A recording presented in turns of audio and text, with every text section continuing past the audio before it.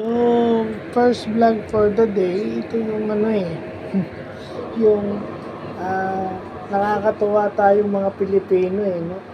Kahit sa mga seryosong bagay, nakakakita pa rin tayo ng maisisip. No? Nakakapaglayag pa rin tayo ng mga prospective love teams. No? Tsaka itong, yung sinasabi, di ba? Yung mga hearing sa Senado at saka sa House of the Representative proves, di ba? Yung mga ibang congressman nagtatanong dito kay Cassandra Leong, bakit pag si Congressman Dan Fernandez ang nagtatanong, game na game sila sumagot.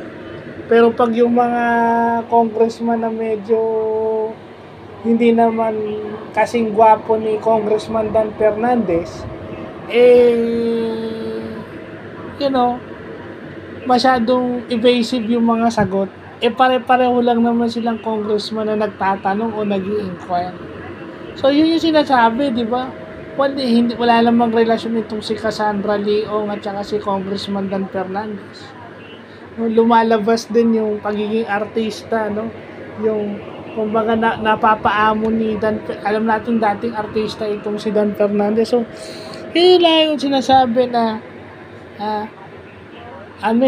kailangan meron ka ring looks. No?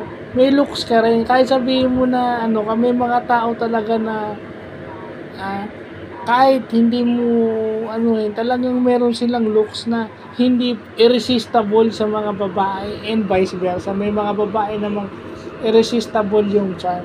So, imposibleng hindi ka tumingin sa itsura. It's impossible that you don't look at the physical features. Malabo yan. Kalokohan yung hindi tumitingin sa itsura. Kalokohan yan. The only exception I can think about is yung orientation ng babae or ng lalaki.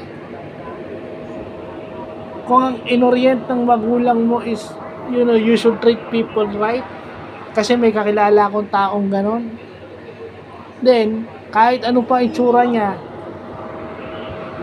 for as long as the guy make an effort and yung kanyang orientation, yung orientation ng girl, kung ikaw lalaki nanliligaw, alam mo, PWD, it's very rare.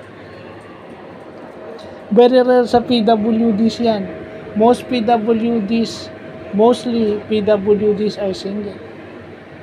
Bibira yung nag-aasawa, yung yung halatang PWD, kasi may PWD hindi halata Yeah.